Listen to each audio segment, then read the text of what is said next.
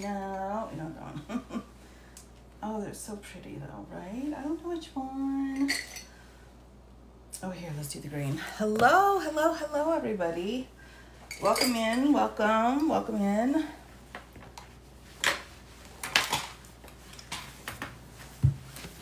Still getting set up, but was hoping that the notifications came out for people today.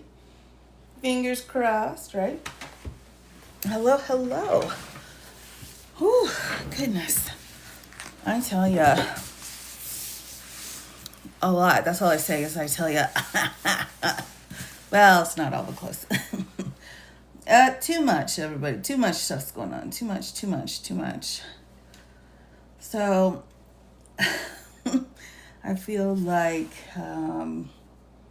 that's all right. We got to use a lot of humor, everybody. We got to use a lot these days. Hello, John. Welcome.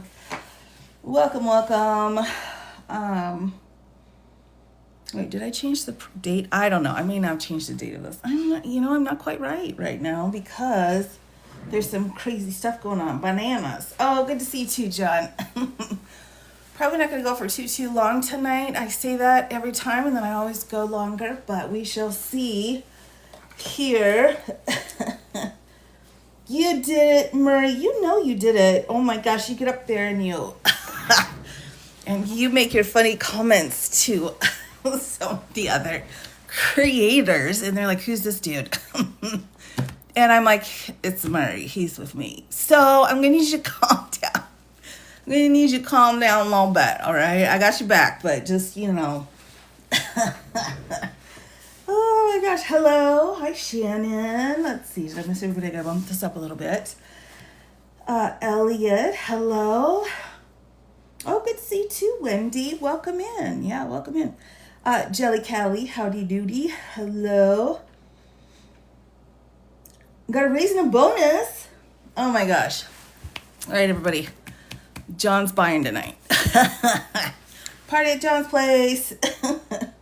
Oh my gosh, that's like the piece of good news we all needed and didn't know it, right? This world's crazy. Hello, Gail. Welcome in. Sure. All right, let me get my sticky notes out.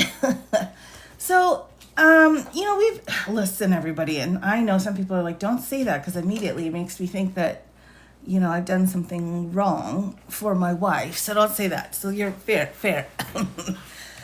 But I've been talking about this app for a while, right? And they're kind of jerking us around like, is this app going to make it or not? And who's in charge? Oh my gosh, thanks for the code. Oh, look at that. We love it. Yes, Murray, that's right. So I'm still tinkering around here, right? Because for me, this is so much easier to use than the tube. The tube requires more brain power, creativity, I guess, and I don't have that. To add all kinds of fun stuff to my stuff. I'm just like, oh, here's the life, and then you can go watch it now. That's where I'm at, my level of professionalism. Hi, Willie V. Hello. Very few original creators. Yes, that's absolutely true, John. I am so desperate to make that full transition to the tube, but I just have to admit, everybody, it's just not as user-friendly. So it's like I have to sit down. It takes me like an hour to do what might just take 10 minutes over here. My time is like so precious. So I'm just like, I don't know, but things are getting hanky over here, everybody. Things are getting real hanky. One of the big things. Hi, Reba. Good evening, Bruce Wayne's mother. One of the big things, too, and we're going to be quiet so that the TikTok doesn't hear us talking. All right, everyone. Has anyone noticed, like, how many times a live stream gets stopped for the creators or whatever to kind of walk you through all of the stuff, right? Like, we love the gifts. That's great. But the gifts and subscribing and, like, all of these other things, right? Like super duper challenge right now, and you got 5 minutes to, get all the buckets done or whatever. I think it's really a lot of fun if you're using it for entertainment purposes. It almost makes me feel, I don't know, tell me if I'm wrong here, but it makes me feel like you got a game on your phone and you're like, oh, this is so much fun. And then they hook you in, and then everything costs something, right? Like you can't go forward if you don't have the blanket. In order to get the blanket, you have to pay like real money to get the blanket. And then you take the blanket with you, right? So it's a little bit like, I don't know. So I don't do that over here. I just don't. And I've got nothing against creators doing it. I think it's great. But the reason I bring it up is because I think it shows the change that we're having here on the talk. Again, not against it. In fact, some creators do it in a way that just makes me laugh. So, but it's definitely something that's got me like, I'm just not, I don't know. So I don't want anyone to feel stressed out. You see it a lot. Yeah. And again, nothing against the creators. That's how they're making their coin. And it's not very much. I got my statement for the Creator Rewards Program, everyone. And it was like $4.12. So, oh yes, it's a wonderful way, I think, to support our creators, especially creators only getting paid like $4. It's a huge help. It's absolutely a huge help. But again, it's one of those things that's not really in my, category. You know what I mean? Like I'm feeling like I don't fit in here. So I'm keeping that up. Yes, Venmo is, right. And even to have an ability to keep, communicating with each other, I think is fabulous. But, well, I'm just, no worries. It's just, it's a lot of work. So, for the people out there getting the money so they can do the job.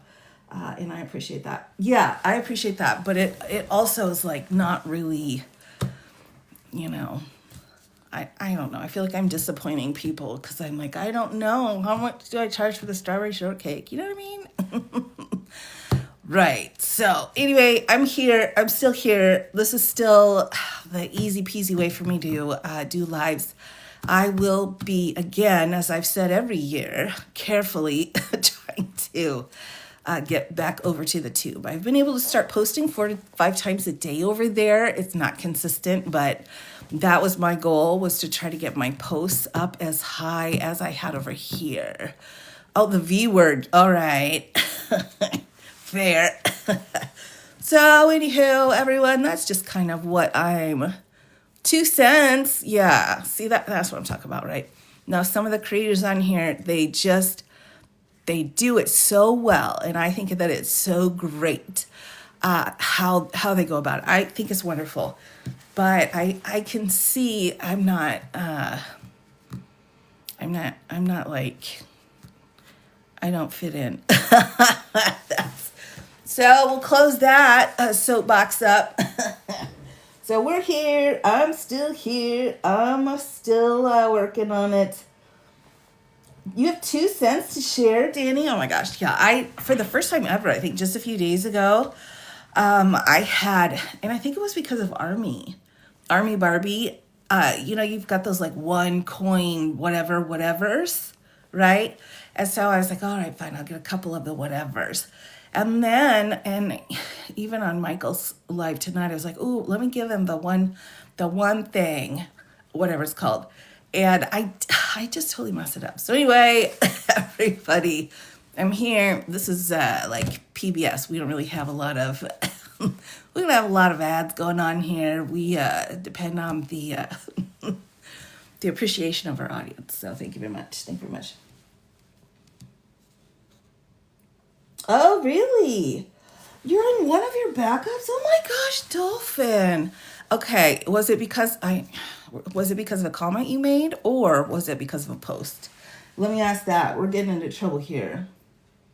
Yeah, the times have changed for sure. 4 buttons and a shoelace, and that's why you're winning at life, Murray. That is why you're winning at life, is because of that. So, right. Let's see how that goes. Man, Dolphin, I'm so bummed for you. Thank you, Jennifer. Hi, Chris. Hello. More posts on puppies, please. No, I'm just kidding. I'm not here to stress you out, Chris. You're doing great work over there. We love it. We love it. I don't even know how much. I don't know. I know, right? Like, I feel like I really figured out how to do it like a week before it went black in the January.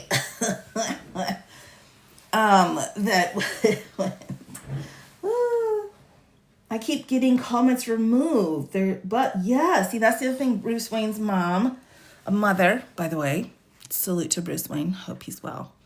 I'm seeing a lot of people saying that they're getting dinged on comments. Like a lot of them are saying that. Picking homes. Oh, that's wonderful and also bittersweet, right? Because that's sad. But, yeah, there's a lot. All right, back in it to win it, everybody, because I'm a professional. Tonight, my friends, I've got a couple things on my to-do list. For those of you who have volunteered to do some legal research of helping me out with the closet docket, thank you all so much. Appreciate it. I've tried a couple of different ways, I think, to kind of set those assignments out, and they weren't really working. So I've kind of like tossed everything out, and I'm going down a new road, and hopefully we'll have that posted tonight or tomorrow. So watch for that. We appreciate it. Don't even know if you get dinged. Comments don't show. That can be because of some kind of a word in the, like, there's different levels of comments, like no swearing or no buzzwords or whatever. You can do different levels. And so if you catch one of those levels, then it might just disappear. Mine did too. I had like the throw up emoji. And first I got dinged. And then second, they were like, what? You can't use that anymore. I'm like, goodness gracious.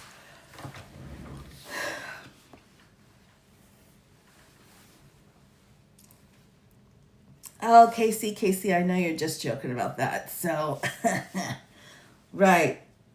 They changed the buzzwords. That's right, Mary. They really do. They really do. I can't keep up with the buzzwords. I was over on Ethan's live, Ethan and then Jay, who you all know I adore. But here's the thing. They were saying all the words. They were saying like all the bad words. And then meanwhile, on Amanda's live, if you just like breathe out the first 3 letters of the word, it's like, boom, her account's gone. It's like, for goodness sake. Right. Really, Gail? Is it the throw up one? Yeah. Oh my goodness. All right. Get yourself sorted out, TikTok. All right, let's dive in here. Yeah, I know, Jennifer, those guys can do anything. That's just kind of fun. Right, the Mr. Orange. I do like having the orange emoji, so no lies there. Excuse me, sorry. My throat's just a little... All right, now that I've babbled for 20 full minutes, hope everybody received their invitation. Fun topic for tonight. Fun for me. Is it fun for you? Unknown. That's unknown. But Princess Bondi here. Now, I'm not being misogynist because I will be happy all night to call the orange the Princess Orange. So I don't care who you are. Everyone's a princess if you're doing bull crap like this. So, right. How are the interns? They're hiding. Rightfully so. I had to print this twice because of the bite marks. All right. You don't know what happened. Oh, man. Oh, Dolphin. Well, I'm glad you're here. Rebuilding is hard. And so my heart goes to you, hon. So Princess Bondi has decided that she no longer, as the Attorney General, thinks it's a good idea for attorney ethics to be used for her prosecutors. Princess Orange from now on. For sure. Right. Rebuilding. Oh my gosh. Look at you. You're like, oh, I'm so bummed about my account. And you're like, but I got 5 more. What? All right. This one, yeah, this one is mad inducing. So anyway, back to it. I'm jumping all over the place, everyone. But she had sent this memo out. A lot of the damages that are being done actually through the executive branch are just memos. They're like, do this now, don't do that, whatever. So memos are incredibly powerful tool that they can use. So here she's saying review of state bar complaints and allegations against Department of Justice's attorneys. I can't help but notice, everyone, over on this channel, we have talked quite frequently about ethics violations, how to file it, what rules been broken, and those kinds of things. So we're covered when it comes to that. And perhaps so many came in that they're like, oh, well, we can't do this anymore. So we will see. She can't legally change it? No. Well, see, Lexi, the thing though is like if it's a mixed situation, like I don't know what like you've got firemen or firefighters, right? So I'm not sure what princess would be. I have to see. Anyway, yeah, so she's got some Bondi questions. Wrote a public comment too. Yeah, that's what I'm saying. Lexi. Anyway, here it is. And I thought before we start jumping into false information, which I have no doubt is this. So I'm going to, note that as we kind of cut through this or work through this. Here's the summary here. And then I'm going to pop over and pull in another document that is actually true and legit. And we'll come back and we'll compare. So here is our summary right off the top here. Right, so the agency, Department of Justice, notice of proposed rulemaking. Summary, the Department of Justice proposes to establish a process for reviewing bar complaints. Like, that's not really your job. I mean, it's kind of like a mixed bag, but all right. And allegations against its attorneys. Under the proposed rule, before a current or former department lawyer may participate in any investigative steps initiated by the Bar Disciplinary Authority of a state, territory, or District of Columbia. Let me pause here for a second. Let me make sure I get her words correct here. Oh, hello. Travis, hi, welcome. Oh, thanks so much, Paco Taco. Again, best name ever. Adore that. Murray, seriously, come on. All right. Sorry, distracted. Under the proposed rule, before a current or former, was a hard word for me, department lawyer may participate in any investigative steps initiated by the bar. Here, in response to allegations that a current or former department attorney violated an ethics rule while engaging in the attorney's federal duties, the department will have the right to review the allegations in the first instance and shall request that the Bar Disciplinary Authority suspend any parallel investigations. All right, so she's kind of dancing around here until the completion of the department's review. So to break this paragraph down, she's saying, if you are a disciplinary board from anywhere in the U.S., right? Because in order to have your law license, you have to register with a state in order to be registered. All right, so you're licensed after that, and they can watch what's going on, right? A license like a dental license or any other. So what she's saying, though, is I don't care what state you're out of or what state is saying we're doing something wrong. They do not get to talk to you, the person that the allegation's against, until I, Princess Bondi, gets to make that decision. That's a problem. This is a separation of powers problem. Our ethical rules and how they apply have changed a little bit here and there, but under different statutes, we've also kind of protected the two-part process of the states versus the federal. And, we got to be understanding of that, because Article 3 courts are great, but they're not, we do a lot of stuff here. is not the only thing at play in a lawsuit. So I will go reading through her bologna sandwich in a minute, but let's take a little bit of time, everyone, and look and see what the actual truth is. We're here for the truth. Can we have that? Yes, we can. Right. Since when does she run the bar? Good question. So there were problems in the past when it came to ethics. Now, oh my gosh, I believe, let me grab my ethics. I believe it wasn't until the mid-70s, so around Nixon, which really had a huge impact on a lot of stuff. This is my model rules of professional conduct. 2020 edition. Why? Because the rules so very rarely change.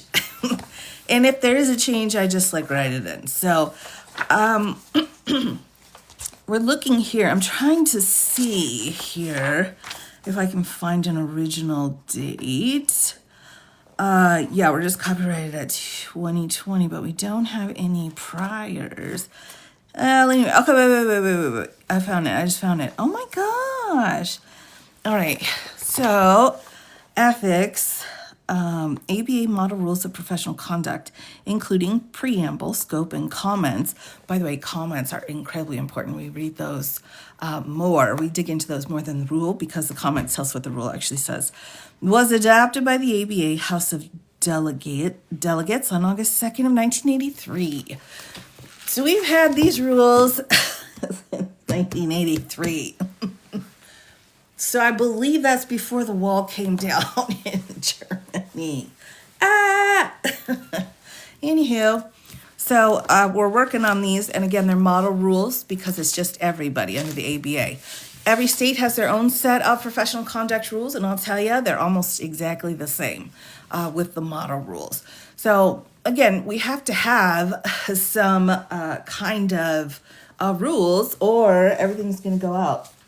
Yeah, the book of rules, it's not hiding. It's all found for free online, as is this report. So Congressional Research Service, I'm not sure how much of a hit they're taking under this administration, but this was done in 2001. You might say, well, that doesn't seem right. That's 2001. No, because we're talking about a statute that's going to come into play.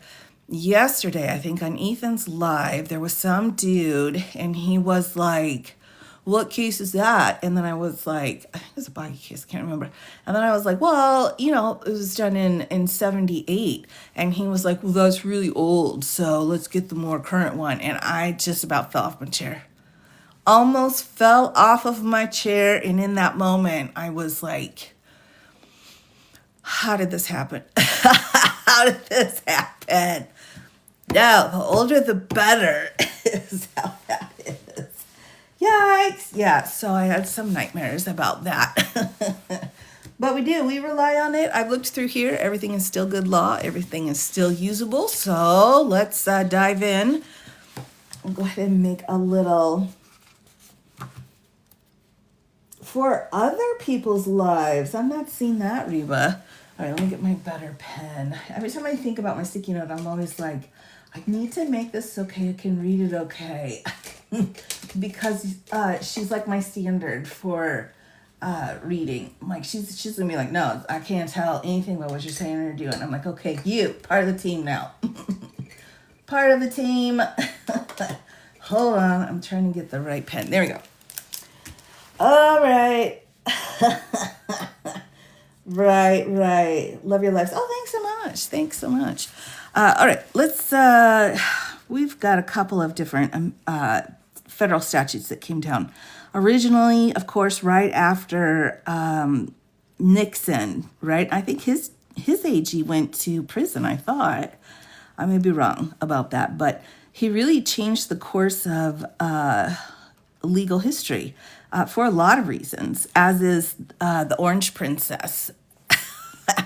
They, too, are changing the face of the legal system again. So this is a sketch of legislation. Of legislation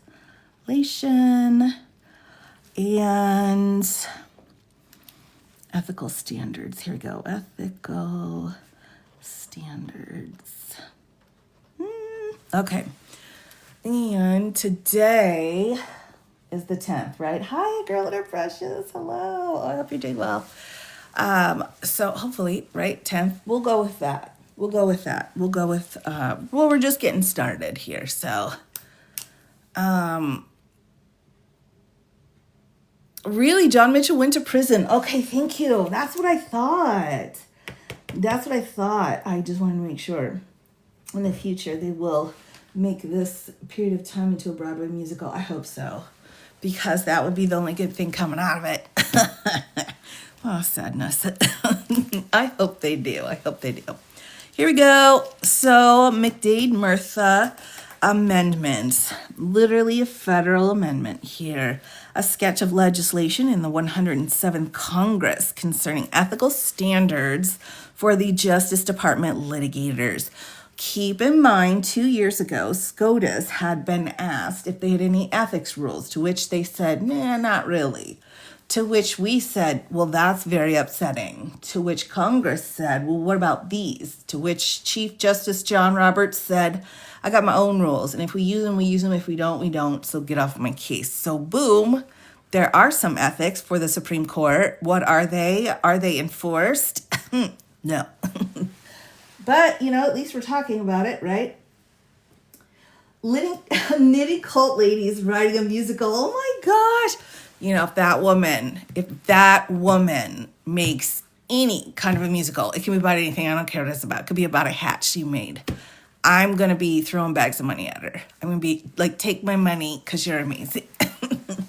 Just take it. Oh, she's fabulous. December 21st of 2001. I know it drives people crazy when I do a little bit of the babbling in the beginning, but alas, such that I am. And I'm going to try to make sure I can keep the comments going and be able to see those while I'm reading through this. All right. What can she do? Oh, I know. Oh my gosh. Anyway, yeah, she's like, oh my gosh, she's amazing. She's getting more colorful. I need that too. I wake up and I'm like, ooh, where are the colors? Summary, back to business, everybody here. The McDade-Murtha Amendment. 28 U.S. Code Section 530B. Hold on a second. That sounds really familiar. Do I have it? Yes. All right. So we can go over that here in just a little bit. Oh, they're so unique. Hello, everybody. Remember when I was talking to you about different fun creators here? So uniquely, she's in the comments right now. So unique one. She and her partner, I can't remember. I thought it was your sister. I apologize. I forget. Their podcasts are freaking amazing, everybody. So go catch them over on the tube or here. Just good people. Sometimes we just need to listen to good people talk because then it, puts our faith back into humanity. So check her out, everybody. Here is the McDade-Murtha Amendment. I have this piece of law. We'll look through that, which instructs the Department of Justice litigators to adhere to the ethical standards which apply to other attorneys in the places where litigators adhere to ethical standards, which apply. Oops, sorry, everybody. I got mixed up. Hold on. I was thinking of like alligators here. My mind wandered. Stupid ADHD, right? Preventing and punishing prosecutorial abuse. Critics contend that the amendment impedes effective federal law enforcement. Let me make sure. Did I skip this one again? Oh my gosh, everybody. Oh my goodness gracious. Oh, I've got to get my other glasses on. One moment. Sorry, I'm all over the place here. All right, there we go. That's better. So impedes effective law enforcement, federal law enforcement. Twice in the last year, the Senate has passed legislation that included sections substantially modifying the amendment, but in each instance, the modifications have been stripped out of the host legislation prior to its passage. This is a discussion of those sections and other similar proposals introduced in the 107th Congress. It is an abridged version of the McDade-Murtha Amendment legislation in 107th Congress concerning ethical standards here. Again, we're looking back at 2001, and again, that's okay for our ethics rules. If there's case law coming out here and there and everywhere, it'll get incorporated into it. But when we're just talking about our ethical rules, there's not much. There's not much that will get changed. Usually, what happens is things can be added to the comments, but we don't really do too much with that. Let's take a real quick peek here on the law. So this was the first piece of code that was needed. So we have 28 U.S. Code Section 530B, ethical standards for attorneys for the government. So we'll start here. Subsection A, oh my gosh, and as you know, I have not annotated this one. Let me just make sure I can set this out properly. Oh, where's the pink? No, I don't have the pink one. Oh my gosh. Yep. All right, here we go. So, sections A, B, and C here. Section A, an attorney for the government shall be subject to the state laws and rules and local federal court rules. By the way, federal court rules are a way that our judges are being really careful when it comes to dealing with immigration, because they get to set the rules in there, as long as they're of course not violating any laws. But if they say you don't have a proper warrant, then you can't come into my courtroom. You know what I'm saying? So that's becoming one of the tools that we're using. So local federal court rules governing attorneys in each state where such attorney engages in the attorney's duties to the same extent and in the same manner as other attorneys in that state, which also shows why we all take our rules, all the states, from the model rules, so that we're all kind of using the same thing, right?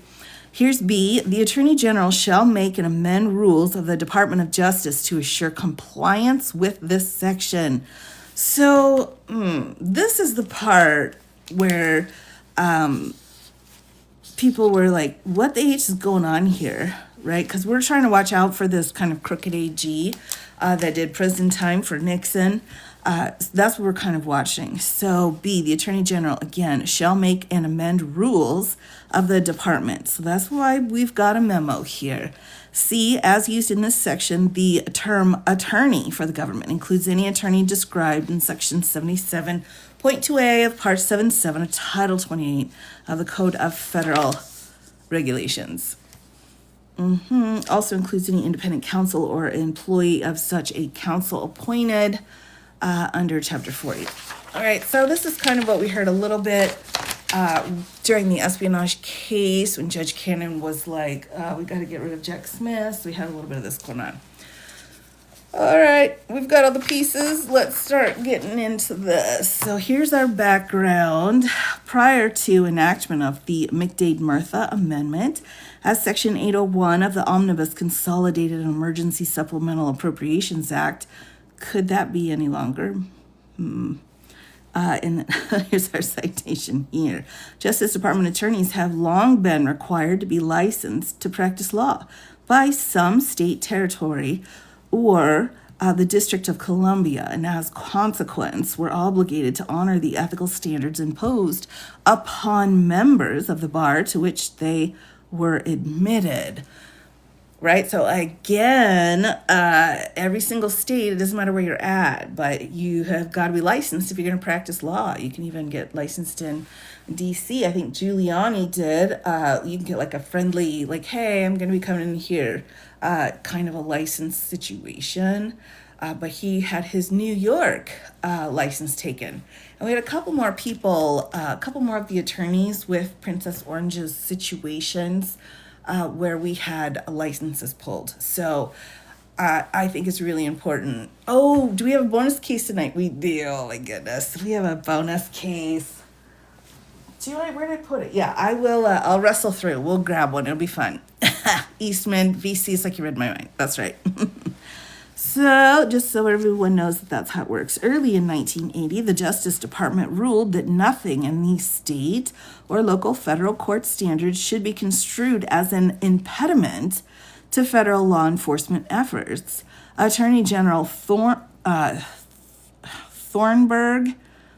actually, I think this is what that law is named as colloquially here.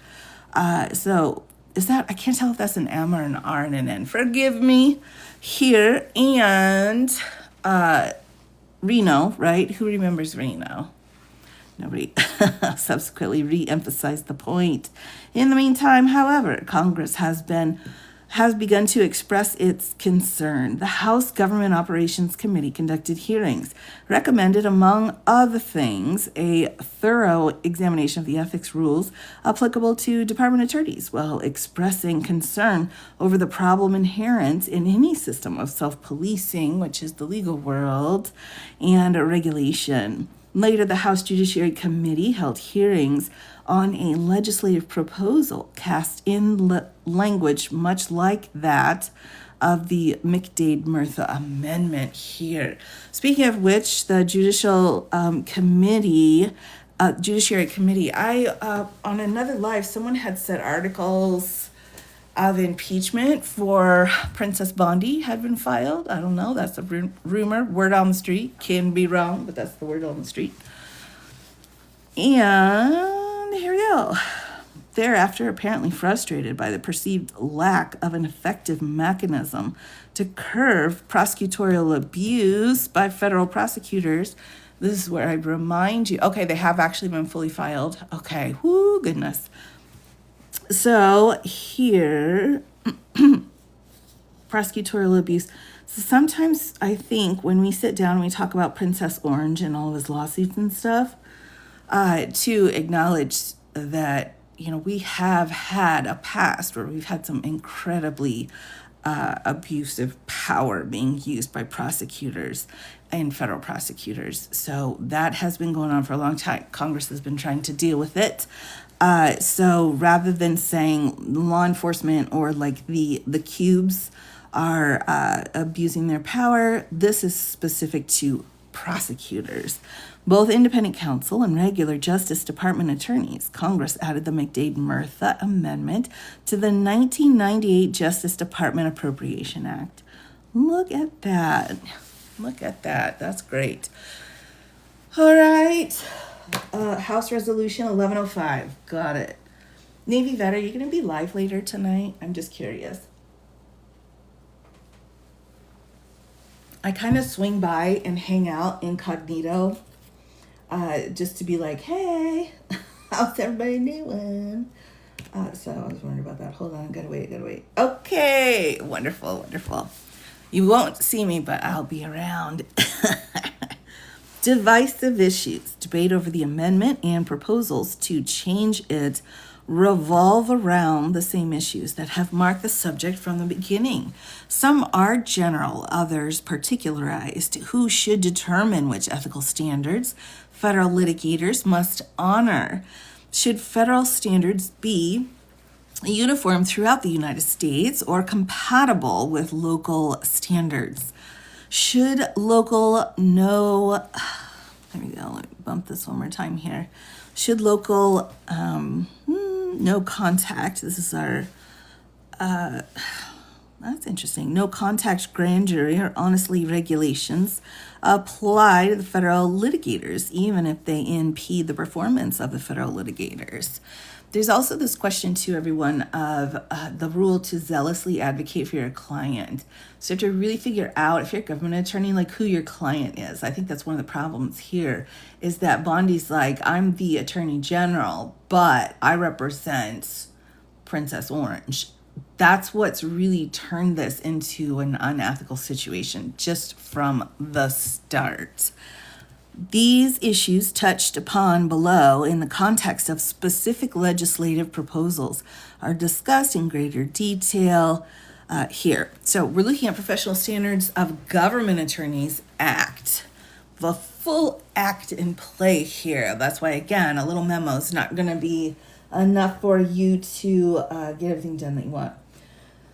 Homeless veterans in, prisoners in, oh my gosh, in camps. Oh my gosh, oh, snarky old veteran lady. Oh, heartbreaking. There were some rumors on the street, but if it's starting, oh my goodness, bummer, everybody. Bummer, bummer. All right, let's see. All right.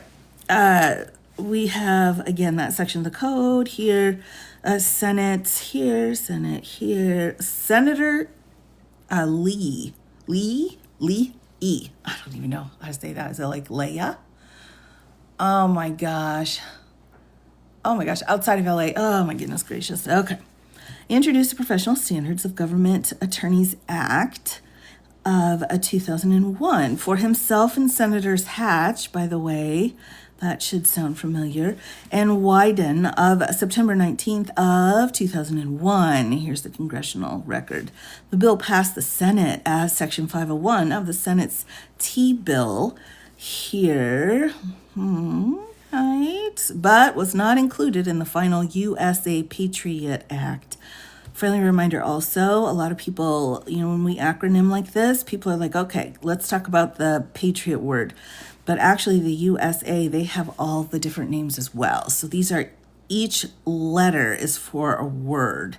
Just giving you a little insight there. I believe almost all of the Patriot Act has been broken apart and put into very different areas, and the language has been calmed down because basically it was U.S. Patriot Act. You have no more privacy. But that went away. There's one tiny piece that was hanging on, and even that went away, I think, just a couple years ago. So USA Patriot Act, which was going on here, is no longer. It repeals the McDade-Murtha Amendment and instead places federal litigators under the exclusive control of the local federal courts, where they conduct their activities subject to several specific exceptions. Calls for studies and reports designed to remove specific divisive issues from the domain of local federal court rules and place them within the federal rules of criminal and civil procedure. So you can see already the fight between the states and the federal government. That's how the country started, and that's how we're continuing to go on. 6,000, oh my gosh. Oh my gosh, that's not right. Correct, Navy Bet, you got it. All right, flipping, here we go. More specifically here, when federal litigators are engaged in conduct in connection with or reasonably intended to lead to a proceeding in or before particular courts, they are bound by the ethical standards of that tribunal. Otherwise, they are bound by the rules of the local federal courts where they ordinarily perform their duties. The sponsor summary indicates that this last category is for cases of uncertainty when venues possible in more than one district, or when proceedings are being conducted or anticipated in more than one district, which can happen a lot when you're a federal attorney, right? You can kind of move around the federal system, but it can turn into a hassle. Quote, in other circumstances where no court has clear supervisory authority over particular conduct, an attorney would be subject to the professional standards established by the rules and decisions of the United States District Court for the judicial district in which the attorney principally performs his officials here, because of course this is going to be him, right? Official duties, right? So, right. Oh, I forgot my sticky note. Sorry about that, Isabel. My bad. The bill codifies the appropriations requirement that federal litigators be licensed to practice law in some American jurisdiction. Like most local federal court rules, it does not require them to be admitted either in the state where they ordinarily represent the United States or in any other states where they otherwise perform their duties. Federal litigators are thus return to where they stood prior to the McDade-Murtha Amendment. Example, remote from the enforcement mechanisms of State Bar Council whenever they are employed in a state other than the one in which they have chosen to be licensed. So there's just a lot of options when you're in the federal system. Now, also, I don't know if I'm going to be able to explain this properly, but I've not had enough Tang tonight. But here we go. So the big thing to remember is that, again, our feds and the states, they will fight each other for jurisdiction if we want to, if it's that big of a deal. Because honestly, states are like so filled up anyway. The feds come in and they're like, hey, and we're like, go take care of this case. I got 5 other cases I got to take care of, right? DOJ lawyers being super, yes, that's right, too. I believe we've lost actually about 75% of the attorneys out of the DOJ, and that number actually might be higher, come to think of it.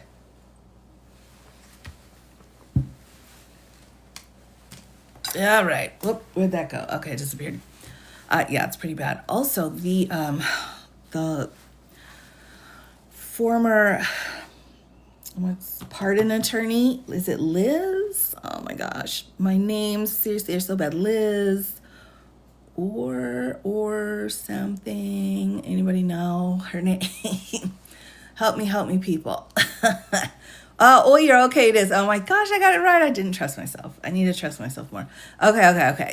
So she did a very, I think, incredible post. And if you've not seen it, you got to go check it out. Where she said, look, it's my 1-year anniversary of being, pulled out of the DOJ. And was very clear. The reason she was pulled was because Princess Orange didn't like her decision on Mel Gibson having weapons. And because of that, he fired her. So yeah, oh my gosh. Yeah, she's amazing how her brain works. But, and she goes and she talks about when you're terminated like that in a job that you love, and it's so important to follow your ethics, right? And all of that, all of her experience, all of that, it doesn't matter because the Princess Orange is mad at you, right? So, bummer. Anyway, she's amazing. Go check her out. You probably all are, but there you go. All right, so we're appropriating here. Right. So we've got codification. We've talked about that one already. Let's move forward. The proposal also addresses potential limitations on the use of undercover investigations. Stings and other forms of undercover investigation are highly valued law enforcement techniques for any number of reasons, including the fact that federal prosecutors are now more likely to direct, supervise, or advise those conducting undercover investigations. Conflicts have arisen under the 2 sets of rules, the no contact rules and the honesty rules. Yikes, no contact versus honesty. One thing to remember here too, if we've got undercover investigations going on by law enforcement and they're like, well, we want to go in and do this. Is this what we're supposed to do? They're going to go into a U.S. attorney prosecutor's office and say, hey, is this, we've done this a million times, but I just want to make sure it's right. And then they will look it over because law enforcement and the prosecutors are supposed to work together. They also don't like each other, but it's like family. So, man, that's a lot with that. So we got the no contact rule. That'll be interesting. The no contact rules formulated, let me make sure here. I'm trying to there we go. Formulated in order to prevent lawyers from taking unfair advantage of unsophisticated laymen, prohibit attorneys from approaching a represented client unbeknownst to their client's lawyer. For any number of reasons, law enforcement undercover investigations will ordinarily not be considered a violation of the no contact rule in most jurisdictions. But there are exceptions. In the Hamad case here, the bill leaves that no contact rule issue be resolved by the uniform rules it anticipates will follow from the study it mandates. Right. Right. And so you got to follow the rules. We've got case law you need to follow here. This is again what the bill is about. It's been suggested that the problems presented by Gotti could be overcome if federal prosecutors simply disassociated themselves from undercover investigations until the case was ready for prosecution. The Justice Department replies that early attorney participation helps prevent constitutional violations. So that sounds important and is more conducive to a successful prosecution. Yeah, and I think that's right. Violating that one, I know, right? So again, this gives us a general idea of really how this rule works before we jump into her, the Princess Bondi memo. All right, here we go. It was passed by the Senate here. House Resolution 3309 here. The Investigation Enhancement Act of 2001, introduced November 15th. By Representative Walden. Great. And so this person here is the one that kind of set out the outline of this particular document that I'm reading. All right, everyone, here it is if you want to take a screenshot. But going through how this McDade Amendment, you're going to hear this term over and over and over and over and over again, everyone. But going through and explaining how it needed to be taken care of. All right, so rule number 1, passed because of Nixon, cheating and lying and various other things. Right here. And then they amended it just a bit. And it did give the Attorney General a bit more power, but again, not genie powers. I think people forget that. Like, oh, I'm the Attorney General. I've got genie powers. You really don't. You really don't have genie powers, so stop it. Here we go. I did go through this first paragraph here. Again, this is a memo sent out, I think it was like first week in March, explaining what Bondi wanted to have happen in her DOJ. All right, I did go through the summary here. Let's start again at dates. Comments are due on or before. Again, this is a recommendation, and they're like, oh, give us your, what do you think it should happen? Like they're gonna listen. Comments received by mail will be considered timely if they are postmarked on or before the last day of the comment period. The Electric Federal Docket Management System will accept electronic comments until midnight Eastern Time at the end of the day. Addresses. If you wish to provide comments regarding this rulemaking, you must submit comments identified by agency name via the federal e-rulemaking portal, which is here. Did we know? Oh, thank you so much. This is weird to me. Did we know there was a regulations portal? Did we know that? I'm not sure. This one's new to me. I've not seen this one before. Yeah. Is it like open to anyone? Like, can anybody go in there and just look around? We'll see. Follow the website instructions for submitting comments. At least it's not Signal, right? At least there's that. So we're okay. Instructions. All submissions received must include the agency name, docket number. Paper comments that duplicate an electronic submission are unnecessary, because we're still kind of in this middle ground where everybody wants to go digital, but the dinosaurs are like, we just can't go digital. We need like a hybrid process, and I absolutely respect that. But what she's saying here is you don't need to do that. All comments received may be posted without change here, blah, blah, blah, blah, blah. Supplementary information in accordance with 5 U.S. Code Section 553B4.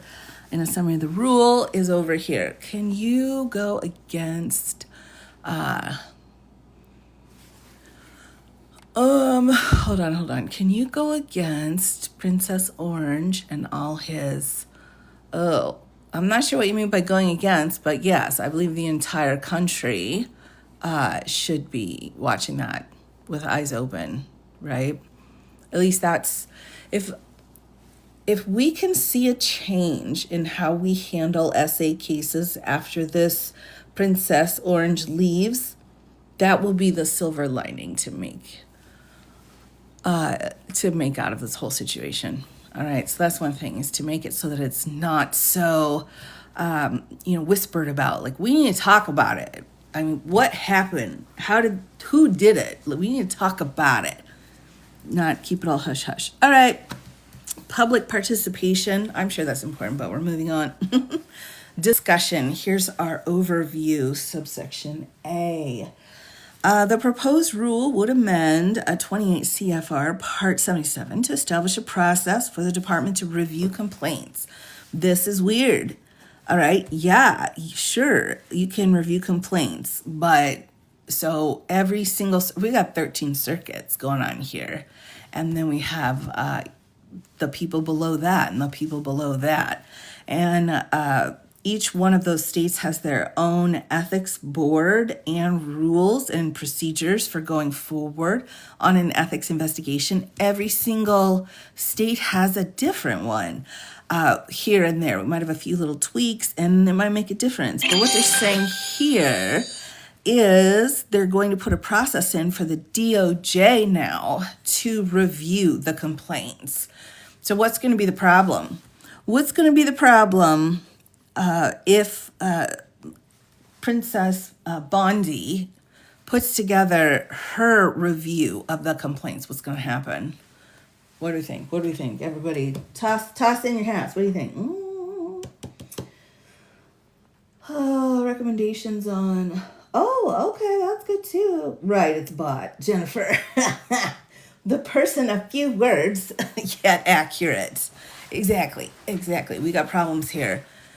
Anything to protect, yeah. And I think her focus is really on the orange tater. For sure. But at some point, we're going to catch up to her. And that's always how the law works. It's like, all right, do what you do. You hurt a lot of people. Wish we could have prevented it, but we couldn't. But now we're here, and we need to take care of that. And allegations filed against this attorney with the bar disciplinary authorities. That's the other thing, too. Our disciplinary authorities, again, have different ways of going forward on ethical complaints. So she might be like, all right, I'm going to do this now. Meanwhile, the people in each state are like, wow, we don't do that. That's not appropriate. She's like, I don't care. So it finalized as proposed. So we don't know, right? Whenever a third party files a bar complaint, third party, of course, we all know that's you. If you go forward and file a complaint alleging that a current or former department attorney violated an ethics rule. I don't know. This one's like that. I'm definitely getting, oh my gosh, I totally just lost her name. Okay, she was the attorney in the criminal case. Was it? No, it was the Angeron case. No, I can't remember now. Hold on a minute. With the no experience and unsure how to enter documents. How about, oh my gosh, thank you so much. Man, I don't know. I feel like it's every day my ability to remember names gets worse. That's because I'm gaslighting myself on what's going on in the Middle East. So just so you know, I can't remember anything. So this would be a great example of what happened here with Haba, because she's like, I'm staying, I'm going to do whatever I want. And, we don't care. And then she got dinged. She got dinged by a bar complaint explaining that she was not to be practicing law in that way because it wasn't proper. And then, going through all of the litigation after that, alleging that the current and former department attorney violated an ethics rule, right, while engaging in the attorney's duties for the department. Or whenever a bar disciplinary authorities open an investigation into such allegations without a complaint having been filed. Now, hold on a minute. The bar disciplinary authorities, that's the state. And so she's coming over here and she's saying, your rules are no longer in play, because sometimes they will do an informal investigation. If it's so clearly obvious that what's being complained about isn't even relevant, how it's been put together with the pro se people that are so upset about stuff. Nothing wrong with that. But she's saying the allegations need to be watched here if they don't have any complaints, and then they can get tossed. This, and you're like, why are we talking about this? This is a procedural rule that's left to the states. And she's trying to go after these procedural rules, which is what this administration does. Because you can't, they're kids, you can't just stand there and be like, well, this is this and that is that. No, what you have to do, here are the steps. Number one, change the definition to the words.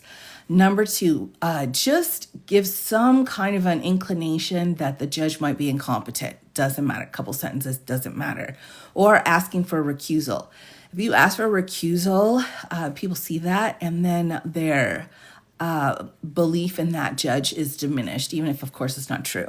But, so those are the steps, right? Let's redefine, puzzle. Oh my gosh, fingers crossed, everybody. Oh, yikes. Too much blue. Oh my gosh, we made it. All right, that was so stressful. Woo, woo, woo. All right, back in it here. We'll have all right, so we don't want the states filing this. We don't want the states to do what they're doing. The Attorney General will have the right to review the complaint and the allegations in the first instance. So you can see what she did, right? Because she can't come in here and look at an informal investigation of what's going on because there's no complaint form. But our disciplinary boards prefer that level. Most people screwing up only need a hey, what you doing kind of situation. But the federal U.S. attorneys, they're messing up a lot. So that's going to be a lot more significant. Allegations in the first instance, but if they don't have a complaint, how can she read it? They can't. So she's saying we need a complaint. The Attorney General or her designee will notify the applicable state bar disciplinary authorities. Again, this is a question of jurisdiction and power here, right? Does the state bar disciplinary authority have to give information over to a federal Attorney General? I'm not sure. I'm not sure. You might have to get permission from your court, normal people. But I just don't know how she's going to be able to bully these disciplinary authorities. The thing, too, with attorneys who are working on that board of disciplinary people, those are a special kind of attorney, everybody. They're very special because, especially in the smaller states, they are in charge of basically hunting out what's wrong with our people. So they'll go out and they'll be like, hey, what about this? Why didn't you get back to your client? Blah, blah, blah. And then that person could be like, well, I don't care what you have to say. I've been here for 50 years and I'm wonderful and fabulous in all the ways. And then that disciplinary attorney situation morphs into Batman Squad. And they're like, all right, you're going to need to shut it and we're taking you down. So they'll come in being like, hey, can we talk? And the next minute they're like, and we're done. So in case you're wondering, and the affected lawyer, whether she intends to exercise this right, I'm not sure you can. So what bothers me here is that she's somehow putting some kind of authority into the situation. Let's back up just a little bit here because this is really not good stuff here. The Attorney General or her designee will notify the applicable state bar disciplinary authority. Just notify, not ask, not discuss, not meet. No, we're going to notify them, right? And the affected lawyer, whether she intends to exercise this right and will request that the relevant state bar disciplinary authorities suspend any investigative steps that require information or other participation from a department attorney in response to the allegations pending completion of her review. This is interesting too, though, because this hints of what the Florida Disciplinary Committee has said about her, right? So we went in and we said, wow, she's violating some stuff. And the Florida bar was like, well, we don't care. We're not going to investigate it because we don't want to diminish her authority in her position. And so this is really, to me, it's like giving me It's giving me Florida bar vibes. If the Attorney General decides not to complete her review, she or her designee will notify the applicable state bar disciplinary authorities. So they're like, we're going to take this, we're going to look at it, we're going to think about it, and if we like it, we'll go forward. If we don't, here you go. Here's like your used complaint situation. Now go sort it out. It's very upsetting here. This is very upsetting. Right, our bars have to be separate. We do try to maintain some kind of dignity here in the legal profession, right? Because we're the hall monitors and we don't have any problems yelling at other attorneys and being like, you're full of crap. Because, that's what we do for everybody. But this bothers me here. Right, for the country's not the state. Right. You think the Florida bar could be compromised? Bruce Wayne's mother, absolutely. Absolutely. I don't know who's on their ethics bar down there. I think also Texas has some pretty good questions going on as well. But yeah, if you get a couple people that are just like, whatever, I'm here for the glory, I don't care about how the Constitution works, yeah, you're going to have some troubles. And I wouldn't doubt that in Florida, honestly. I can't speak for other states, but that's just my thoughts on those two states where I have seen disciplinary files, I guess, stuff going forward on that issue.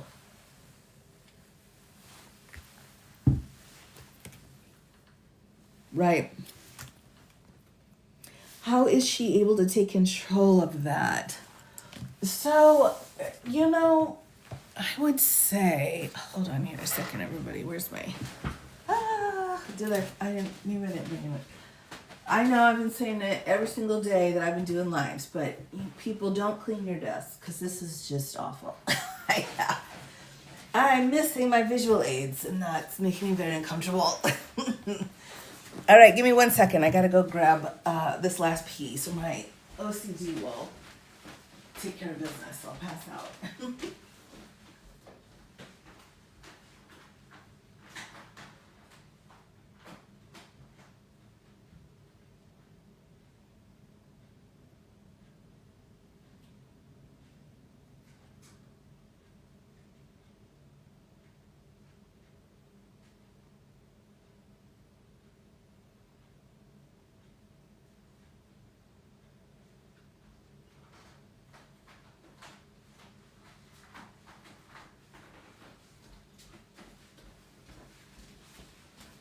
Okay. I got it. I got it. Oh, man. Yes, tapping. All right. Oh, goodness gracious. Here, let's just use, oh, no, that's not as helpful. So I have a fake electors map. I have the Supreme Court. I have the brand new federal judge here, right? And the assistant attorney general and in charge of the Library of Congress here. What are they doing? Well, they're representing him in a trial. So this is what I was looking for. I found it. I try to laugh so I don't cry. So we can't. There's no crying in politics. Oh, goodness gracious. Here we are. So the question was, and I'll go back for a second here. The question was, how can she have this extent of power? How is this even possible? So I think, first of all, is because she doesn't have any ethics. Second of all, each one of these circuits here, right? We've been talking about the 13 circuits. We have 11 here, and then we add the DC circuit that's not numbered, and the federal circuit that's just called the federal circuit. The federal circuit is where the tariffs case came out of. So these are specialized courts, right? So all of these here. Now, she is in charge of every single U.S. attorney.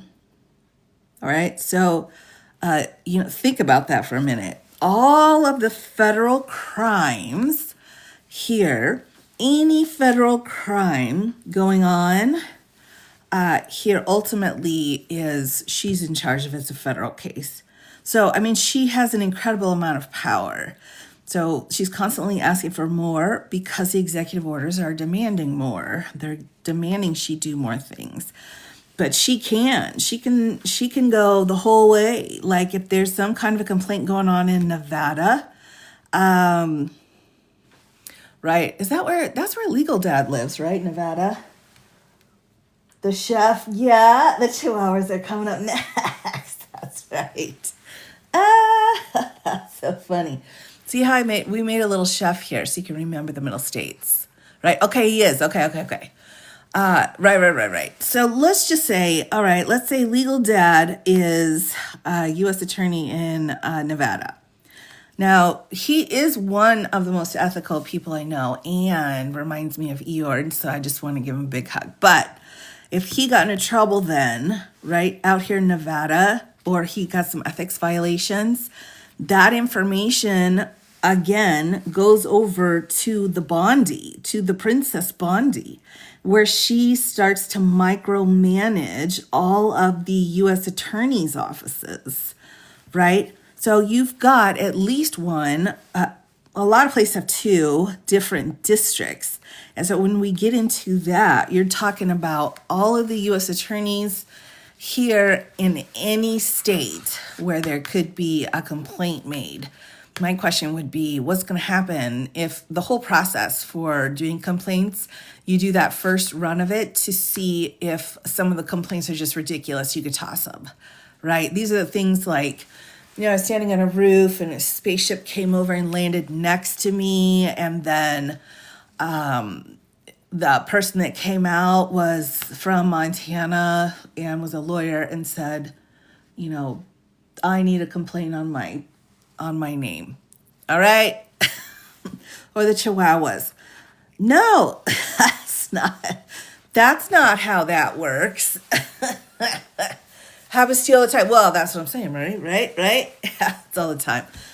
Again, and that's something else that we've talked about a lot too, is the micromanagement of all of the stuff. The micromanagement of all federal government. So Rubio, Bondi, and it used to be, the puppy on a liver, were the trifecta of the hardest things. I'm not going to talk about the civilian that's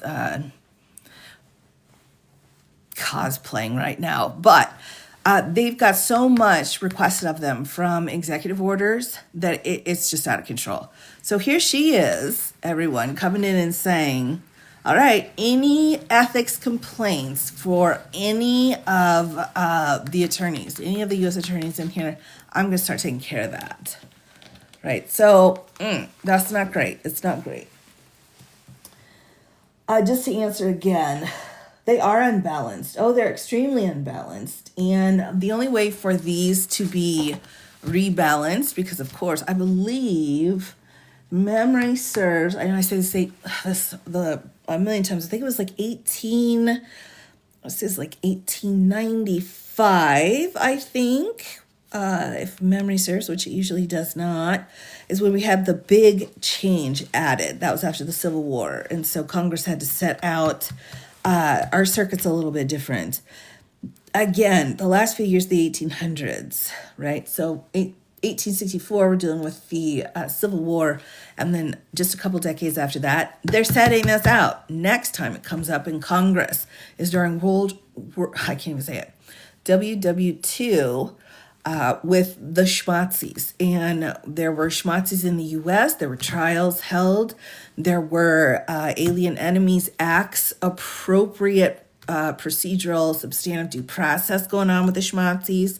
But that was the last time we really messed around with the courts, right? Is in that era. So just to let you know, when we look at this is such an old representation of our country. Like that was really our country. And then they're like, oh, look, there's more over here. So that's why we have some problems when it comes to things like this. How am I going to get justice out of the Ninth Circuit if I'm in LA and the Ninth Circuit is busting the keisters to get all of these other states, right? So yeah, based on population, at the time the circuits were made, which again, we're talking about that old school era. They could do another one. They could go in and do a Judiciary Act. The problem is we don't want the people who are wanting to change the government, we don't want them bringing in or voting on or presenting a Judiciary Act. And I think we can all figure out why that wouldn't be a good idea. So that means we need to wait. We need to wait until midterms and until we get a Congress that functions, and then we can change it up. But we got to be careful. We're walking a line here, everybody. We want the judiciary to be sorted out on the one hand. On the other hand, we do not want it to be sorted out on, the bad people. We don't want the bad people to come in and do it. I know it's not nice, but yeah, population. I agree. Bruce Wayne's mother, I agree. It's a problem. I mean, it really is. The justices themselves acknowledge that, especially when we're dealing with the shadow dockets. We've got 9 justices. They're each assigned a different district. I believe it's just Justice Kagan is over here.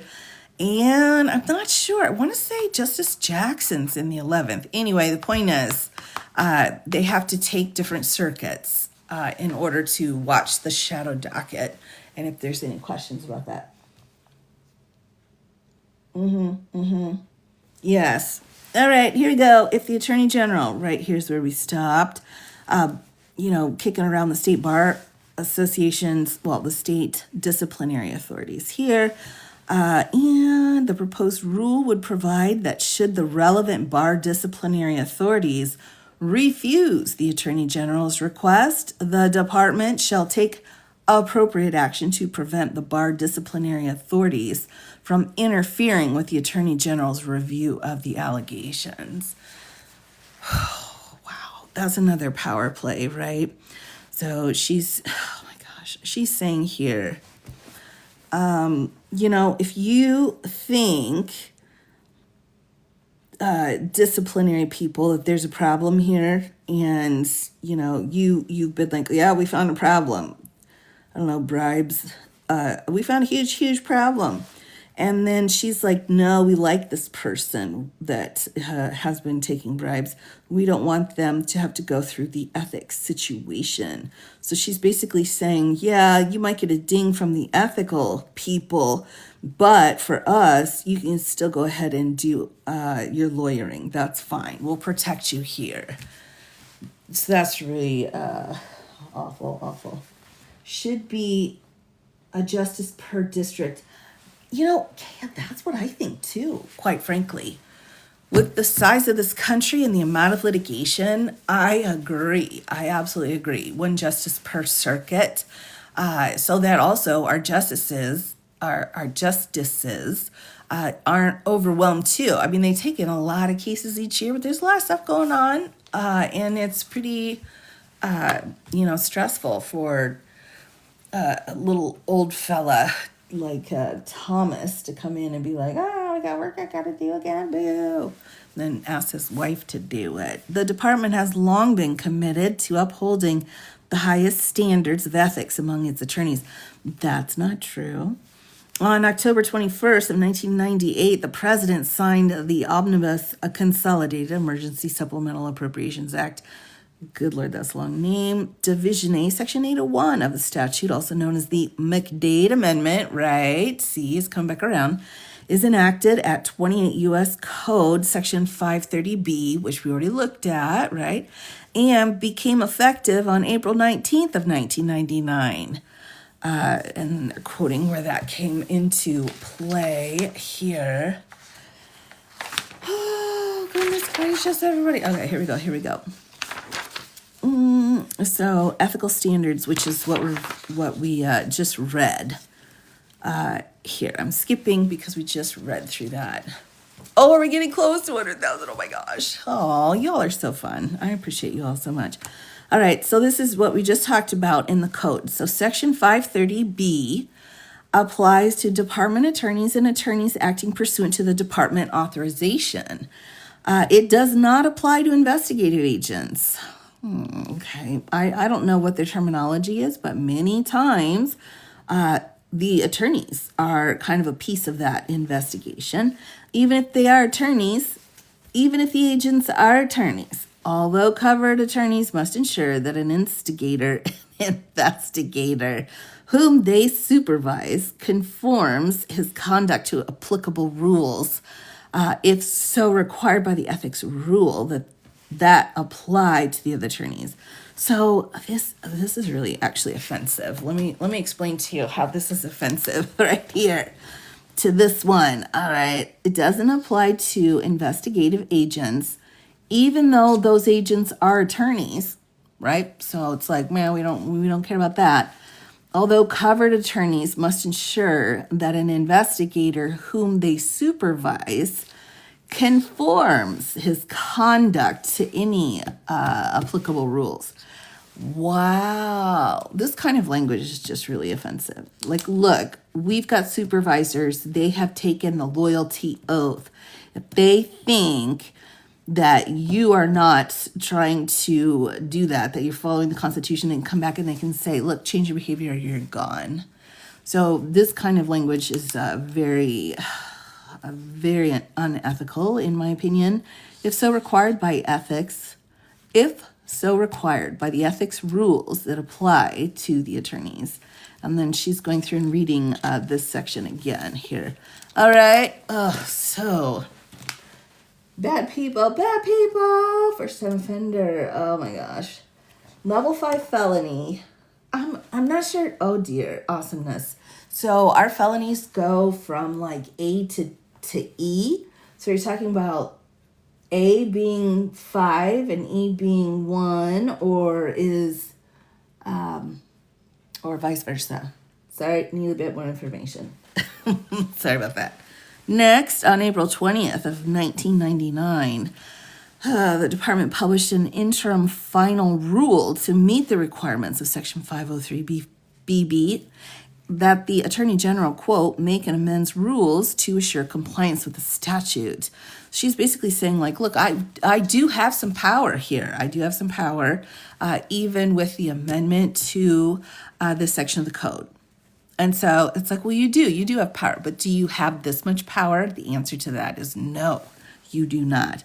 The department concluded that the text, title, and legislative history of Section 530B demonstrate that the statute applies only to rules of ethical conduct, such as codes of professional responsibility, adopted by states or federal courts. In the 1999 rule, the department sought to provide reasonable definitions of the statutory language and to identify issues. Again, see, they're changing definitions. Right? They're changing definitions. That's the first thing that you do to start conquering a place is change what their words mean. All right. I don't know why I'm singing to myself. Maybe I'm trying to comfort myself because, I ran. Over here. Okay. Here we go. Department attorneys should examine when faced with questions about whether states' rules of professional responsibility apply to them.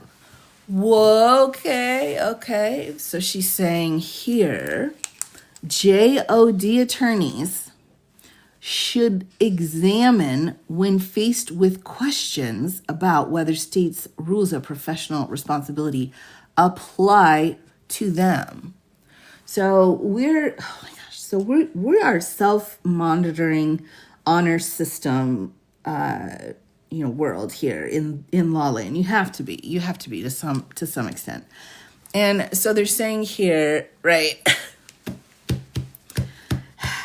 They're saying here that rather than using those ethics that they know are required of them, and those rules coming down from the ABA, which is not state, that they can think about that. If you are asked a question, like if she would have come in and been like, hey, what do you think? I need you to do this for me. And you're like, hey, I think this violates my ethics code. And she's like, so does that bother you? And you're like, yes. And then what happens? You're fired.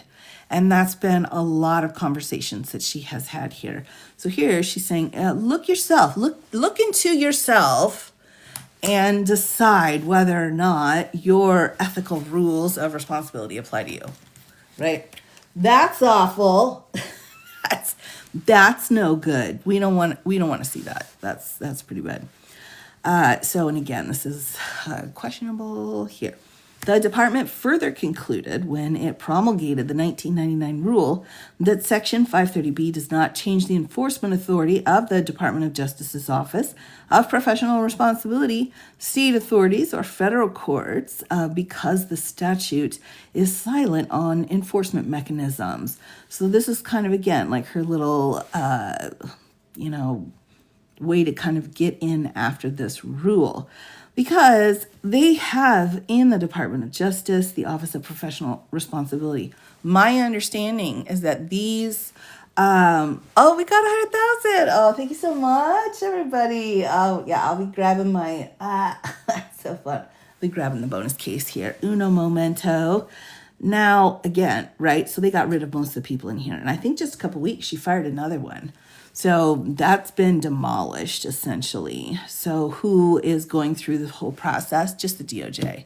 Just whoever has, you got an extra hour? Great. Here we go. Ethics. We don't like them. Yep, that's right. Ugh.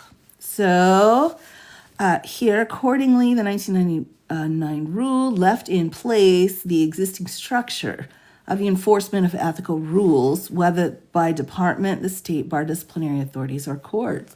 So she's saying, look, you guys did this, you didn't clean it up, so we're going to use it. Quote, the regulations thus recognize that attorneys are principally subject to discipline by their state licensure and the courts before which they practice. Thus, although department attorneys are also subject to discipline by the Office of Professional Responsibility, the regulations generally direct department attorneys to look, according to the circumstances, to the rules of the court before which they are appearing, which is huge. Side note again, the DC Circuit Court, all of them, the DC courts, we're going to put them here. All right, Article 3 courts in DC. Well, anyone actually. Hold on. What I'm trying to say is the court rules for the District of Columbia are not playing around. They're like, you need to do this in this exact order using this kind of language, or we're not even going to look at your filing. And we love that. We really love that here. So I think that's important. But what also is important is it leaves open a lot of areas to kind of work around that situation where, again, we do have some states already saying to their courts, like, well, what are your courtroom rules? Because those are valid procedural rules that, they're allowed to have. C, the department's attorney disciplinary process. All right, let's look at that here. We got to see how they're going to be, disciplined, right? So let's take a peek again. See, department's attorney discipline process. The department's process for disciplining attorneys currently involves 3 chief department components. 1, the Office of Professional Responsibility, OPR, which is just absolutely shredded. There's almost nothing left there. The Professional Misconduct Rules Unit, or PMRU. Man, I don't know about that one either. They're probably like, here, go work on this habeas case for us because we're short on attorneys. And the Office of the Inspector General, of which are Inspector Generals, which there are 2 different rows, the DOJ road, and then kind of like the overall, all of executive places, inspectors. You may remember, and I can't forget because I'm traumatized, the very first executive order that made us all say, oh, great, we're going to be in some trouble, had to do with firing the attorney generals or the inspector generals, right? Because they're the ones that are supposed to look into the ethics rules and make sure no one is violating them. And again, like day one of the administration, they were gutted here. Some of them sued, but I think they recognized, they're just like, oh my gosh, what are we going to do here? This is going to take a long time. OPR has jurisdiction to review allegations of misconduct made against department attorneys. And that's great because no one's there, so they can just bring in whomever they want to fit their script there. Attorneys that relate to the attorney's exercise of their authority to investigate, litigate, or provide legal advice. When OPR has determined after a full investigation that a career department attorney, not many there, has engaged in professional misconduct, that the attorney has violated a clear and unambiguous standard, either intentionally or recklessly, it refers the matter to the PMRU. Now, all right. Let's just highlight this for a second here. The Professional Misconduct Review Unit. I'm going to be honest. I don't really know much about that. I don't know if she just made that up or if it is a piece in the DOJ. I don't remember seeing that on the list, but it's quite possible. Right, exactly, Kaya. Quick, get rid of them. Right. And again, if you think about Abrego Garcia, the only reason anybody noticed that there was a problem was because the U.S. attorney answered the judge honorably and said, look, I've got no idea what the heck's going on here. Administrative error, right? That's what brought Abrego Garcia back to the U.S., that attorney there. And of course, he's been canned, but what are you going to do? Put a question mark on OPR. Here we are. We're over here. We got inspector generals. And then, I'm just not sure who's left. So the question is, how many attorneys are there? How many attorneys are career lawyers that are still there? So that was just a moment to remember, like, who all is left? I don't know. So dear myself, I need to look it up. No, I don't believe she's out. Crazy fat skier. All right, that's adorable. Like a big fuzzy Care Bear skiing. I love it. Yeah, no, she's here. The Articles of Confederation have been filed, but when it comes to ethics stuff, they've also filed against her for that. But she's not officially been removed at the moment. Too many, they all need to quit. Well, Siberia, you're not wrong. All right, you're absolutely not wrong.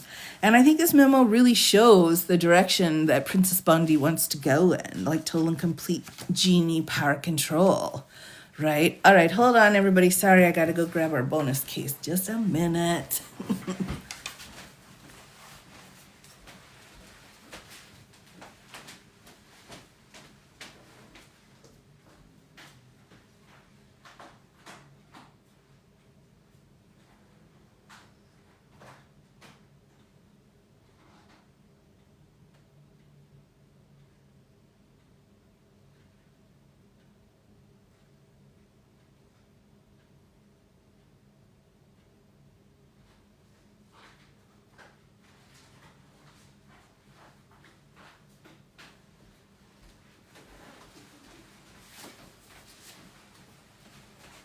Okay, here we go.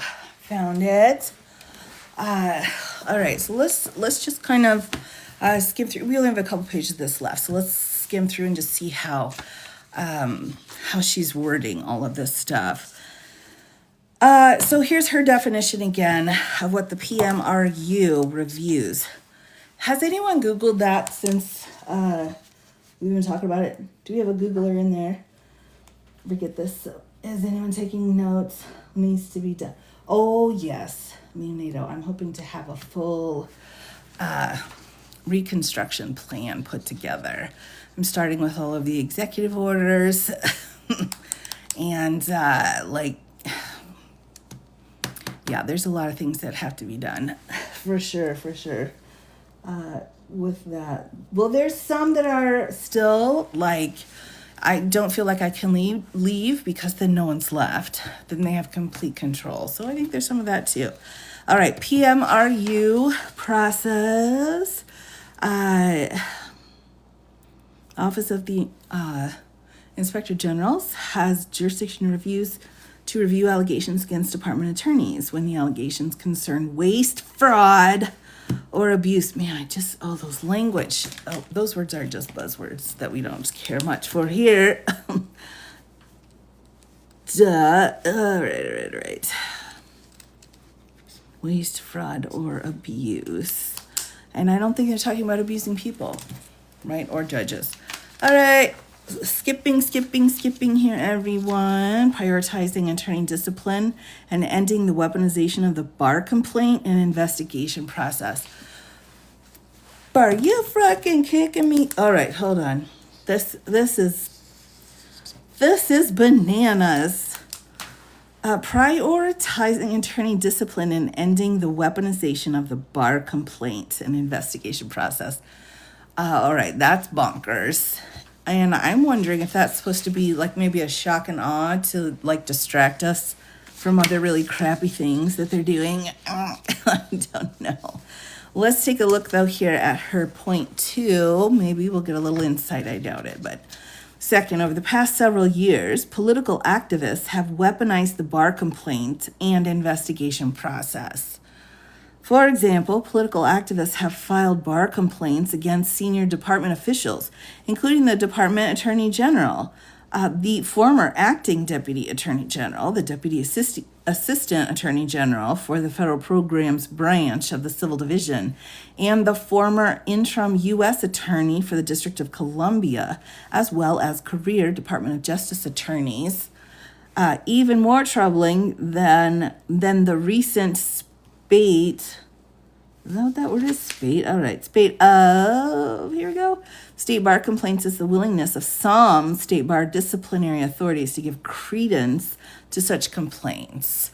Recently, for example, certain state bar disciplinary authorities have undertaken investigations of department attorneys without notifying or coordinating with OPR.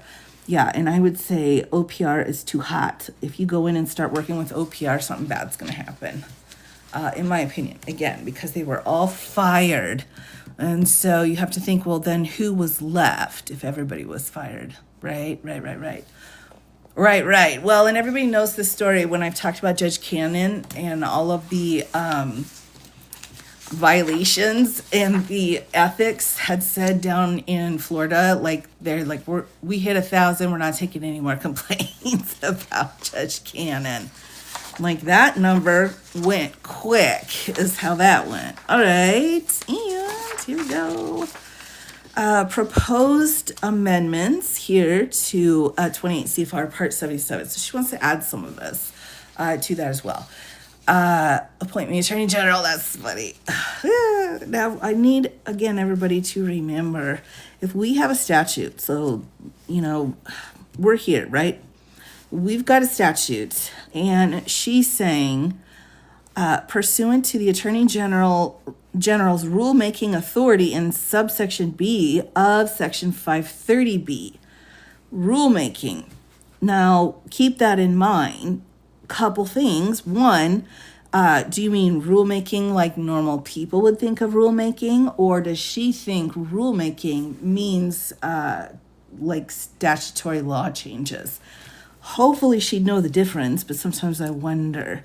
So there's rulemaking, sure, but we can't violate the statutes, right? The proposed rule would amend here to formalize a process abided by in practice, if not maintained by law, if not mandated by law, until recently, for the department to review allegations against its attorneys before the bar disciplinary authorities may undertake any investigative steps. So again, we all see the problem with this, right? Because the call comes in, Princess Bondi, one of your peeps is bad. And she's like, I don't care. And they're going to say, well, we need your approval so you can go do this so that we can do part 2. You wanted part 1, do that so we can have part 2. We're never going to see part 1 finished, right? Like, oh, have you finished investigating? No, we're not. And that's a slimy strategy. The primary proposed amendment would be the addition of a new section 77.5, which New sections are the most worrisome. Hello, Upgrade 2.0. Welcome, welcome. Which would establish the process for an attorney general or her designee to review bar complaints and allegations. The proposed rule would also make corresponding amendments to Section 77.1, which addresses the purpose and authority of 28 CFR Part 77. All right, and so we'll kind of, let's put this away for now. Oh my gosh, everybody. So she's going for a power grab that is not her grab. She's grabbing the wrong thing.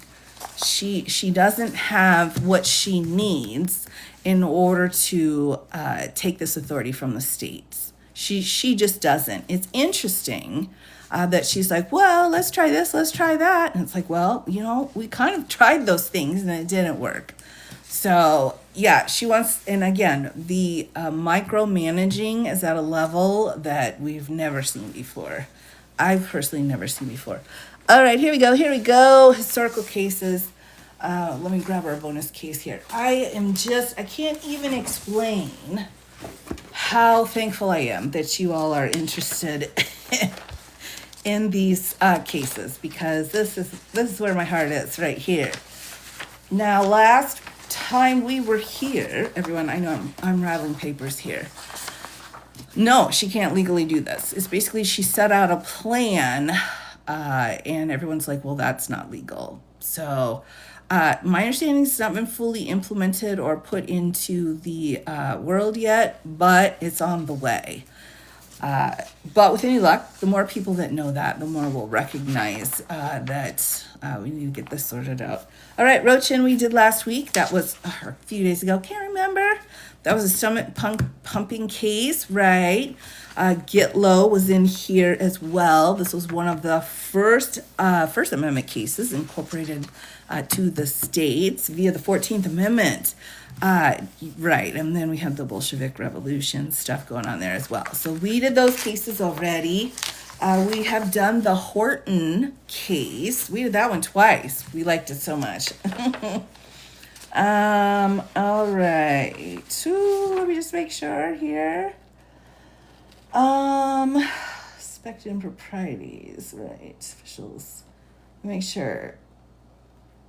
Did the okay. All right, let me give you a couple choices. So the first one is O'Connor v. Ortega, which has to do with your right to privacy at work. All right. Now, here's the other one that's such a good case, and we already have gone through it, I believe, is the Heart of Atlanta motel case, right? Where they're like, we're not going to serve you. And then the court's like, wow, your stuff is within the world of commerce powers. And so you can't dink around with that. So boom, desegregate, please. So that's that one. I'm sorry, everybody. I'm just like, what? Ooh, this is a good one. Okay, here's another one. This is the, oh gosh, I don't know if I've done this. Let me know if I've done this one. The Craig v. Boren case. This is where women were allowed to drink alcohol at 18, but men, or, the others had to be 21. Have I done this case? Craig v. Boren. This is the case that cracked open protections for women because it was done backwards. I don't know. Let me know. Right. Did I already do this one? Okay, I have. All right. Thank you, Navy Vet. What would I do without you? What would I do, Navy Vet, without your help? All right. Ex parte Merriman. I don't want to get into that one. Bivens. The Bivens case is crazy town. Ooh, is this the one about, I think a barrister was talking about this one. Oh, boring for sure.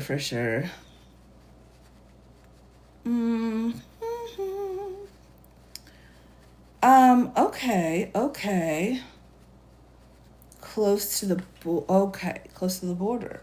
All right. Well, I've got a Fourth Amendment potential violation here. This is the U.S. v. Martinez Fuerte case, where there's a question of privacy when they were at the border, and then they pulled some people over and said, what's going on? they didn't do it in the right way. And let me see, I'm probably flooding everybody with cases here, but it's so much fun. All right. Oh, that's a good one. Oh my goodness. All right, so here's the other case. We'll have to pick from these, all right? So the Espinoza v. Montana case, very interesting. This is out of the Roberts Court, which is the court we're in right now, because Chief Justice Roberts there. This is a citation, so it was done in 2020, granted cert here, and was argued. This case, let me make sure, we've got low-income mothers who applied for scholarships to keep their children enrolled in Christian school. And then the question about private schools versus, equality issues. All right, so that's that one. I've got the border case here, U.S. v. Martinez Huerte. And we already did Craig. So what are we thinking here? Like last time we had two. I don't want to give you too many choices. We're all decision fatigued. Can we do a poll? Ooh, Bruce Wayne's mother. All right, are any of my mods feeling comfortable enough to do a poll? I do, but I can't see anything. Or we could just do numbers. Let's just do numbers. I'm a big fan of just like, let's take a different role. Let's go down a different path. Oh, that's all right. Okay. Oh my gosh. I don't want anyone to worry about it. Here we go. Let's do letters. So if you want A, this one is, again,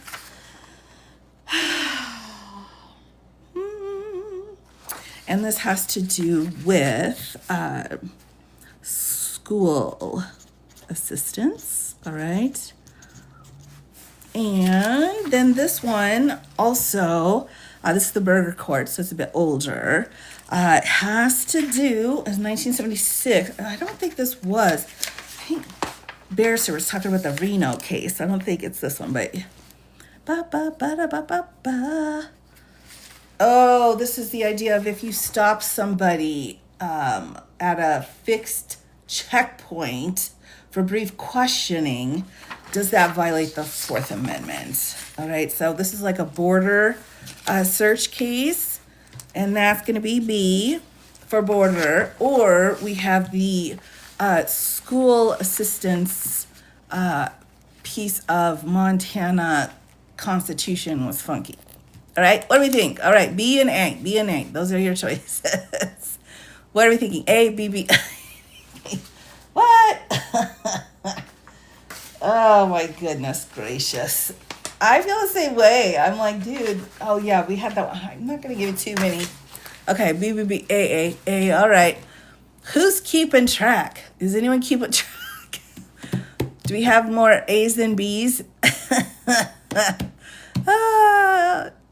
Yes. Uh-huh. Right. A, B. Okay, right, another B. It looks pretty. Okay, more A. More A's. So the school assistants, someone's voting multiple times. Oh my gosh, chaos. See, that's the thing. People, do it right, because you ruin it for the rest of us. All right, let's just do both cases. They're short. They're only a couple pages.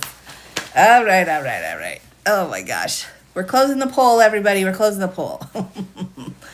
Next, here we go. Again, I cannot tell you how happy it makes me that you all, CT, that you all are okay with some of our historical cases just for a few minutes.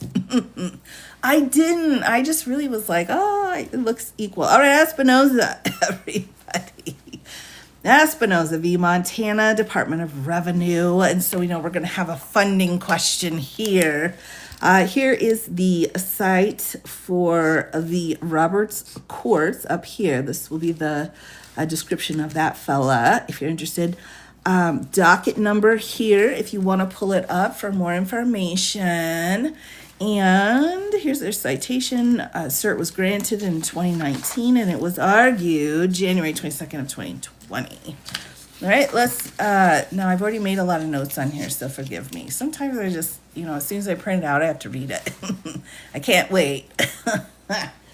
Right. Right.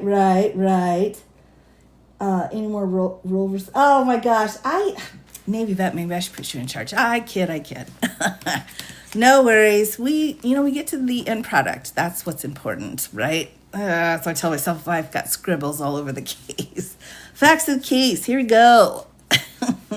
Petitioners Kendra Espinoza and others are low-income mothers who applied for scholarships to keep their children enrolled in Stillwater Christian School in, oh my gosh, what kind of a word is that? All right. It's probably an indigenous name. I'm sorry.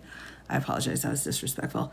Kalispell, Montana. And the Montana legislature enacted a tax credit scholarship program in 2015 to provide a modest tax credit to individuals and businesses who donate to private nonprofit scholarship organizations. All right, so if you donate, then you're going to get some kind of a, tax credit. Shortly after the program was enacted, the Montana Department of Revenue promulgated an administrative rule, right? And the rules, again, are what's going to get us into trouble here. Prohibiting, so we had Administrative Rule 1, prohibiting scholarship recipients from using their scholarships at religious schools. All right, I think we're starting to see the shape of this case here. Citing a provision of the state constitution that prohibits, quote, direct or indirect public funding of religiously affiliated educational programs. Espinoza and the other mothers filed a lawsuit in state court challenging Rule 1. Now, everyone, we need to remember Rule 1 says here, right? No scholarships here because of the religious element. So prohibiting scholarships recipients from using their scholarship at religious schools. So you can use it for other schools, but not for religious. Why? Because that First Amendment gets in there and it's a bit tricky. So they'd actually had it in the Montana Constitution that says no funding to direct or indirect religiously affiliated educational programs. There was a law on the books that said, dude, if it comes to religious stuff, you gotta, move it to the side because we've got scholarships coming in. Oh, this bothers me so much. Direct or indirect. Now let's see what the judges do. What's our prediction? Do we think the judges will be okay with the Constitution, or are they going to be like, no, you need to get yourself sorted? I'm wondering. Always the Christians. I don't know. I mean, I wonder too if it's like whoever's the loudest will win. It's like, oh, look how loud you are. I guess you're winning, right? All right. All right. So, because the free exercise clause barred the application of Minnesota's no aid, that the program's unconstitutional without Rule 1. The Montana Supreme Court agreed with the department and reversed the lower court. Next, here's our question. So that's, for those of you starting law school or whatever, the question is also what we're looking at. We would call it the issue here. Does a state law that allows for funding for education generally, again, state law, generally while prohibiting funding for religious schools, violate the religion clauses or equal protection clause of the federal Constitution? Let's see. And the decision, close one, 5-4, majority opinion by Justice Roberts. The application of Montana's constitutional no aid provisions to a state program providing tuition assistance to parents who send their children to private schools discriminated against religious schools and the families whose children attend or hope to attend them in violation of the federal Constitution's free exercise clause. So what happened, right? We're all like, what the H happened here? They were basically saying, look, you've got to be respectful, and that means religious places need to be taught the same as non-religious places. All right, so here's our conclusion. Let's back up here. I feel like we're missing something. Oh, sorry, everybody. This is like the worst. This is my stuff of nightmares right here. Where I'm like, I missed a paragraph. Let's hit this paragraph because we want to get the full picture. All right, Department of Revenue argued the application of the Montana's constitutional no-aid provision in a state program providing tuition assistance to parents who send their kids to private schools were being discriminated against. And the court said that's true. All right, so that's our first case. And honestly, I mean, this was what, 2020? It basically became part of our doctrine right now that we're still trying to figure out how to fix this crap, where over and over and over again, religion seems to be slowly creeping back into our schools. We don't want to discriminate against anybody. Well, I mean, I have two groups that I discriminate against, the schmatzis and the Klan, except for those, but everyone's supposed to be treated the same, right? That's equal. That's equal. So what we're looking at here is saying, well, each of our schools that are religious, why can't we use state scholarship money we gave to the parent to make the decision on where they wanted to use that scholarship? And so many of you may remember also with this whole batch of religion, we had the schools, where was it, Oklahoma, that was like Bible in every room or something like that. Oklahoma, Louisiana, I can't remember. We've had other questions. There's a monument on the grounds of I believe, the Texas legislature, and it has like Bible verse, the Ten Commandments or whatever. And then we've got all kinds of things going on here. I think the most recent case is going to be the coach who knelt before a game and prayed and didn't say to the kids, you need to do this too. Didn't say any of that. Just was like silent and went down. Now his players, many of them joined. And the Supreme Court came back and said that was not a violation. That was not inappropriate state versus church situation. So that was okay. That's probably one of the biggest ones. Now, the other one, though, that just came up from the last session had to do with a fella who was a postal worker, and he had been there, 25 years, and he'd had no problems. And then they changed things until recently, but they changed things and they said, look, we're going to do Sundays now. So 10 Commandments is okay. Thank you very much. Appreciate it.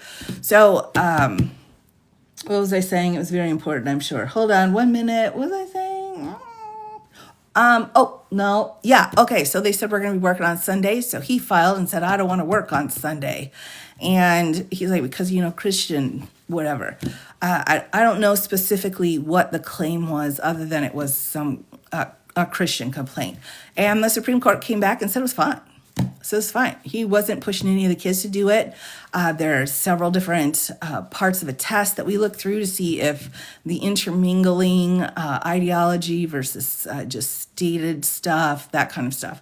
They came on and they said it was fine. So we're definitely in a new era of having a religion being brought into different places, and it is escalating.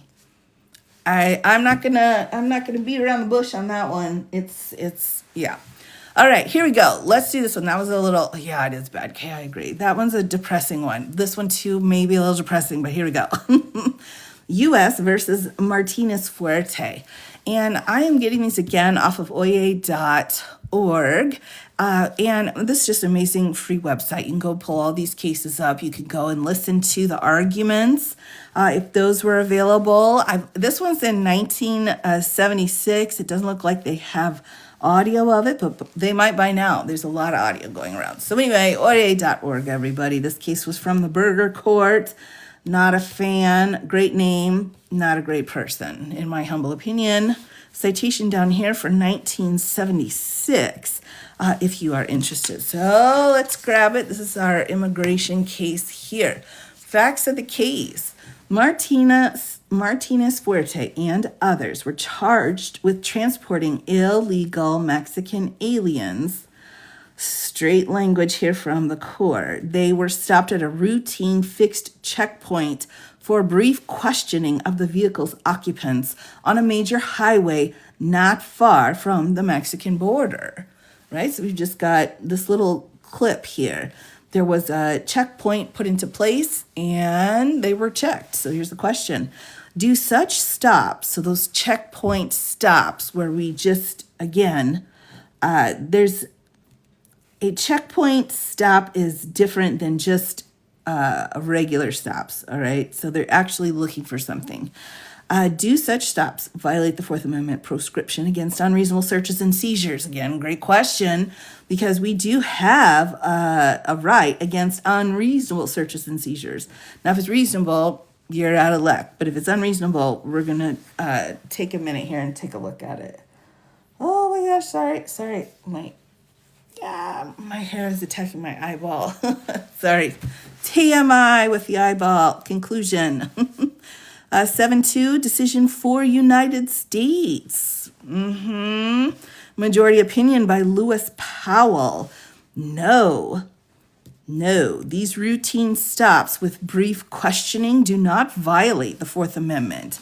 Justice Lewis said, writing for the 7-2 court.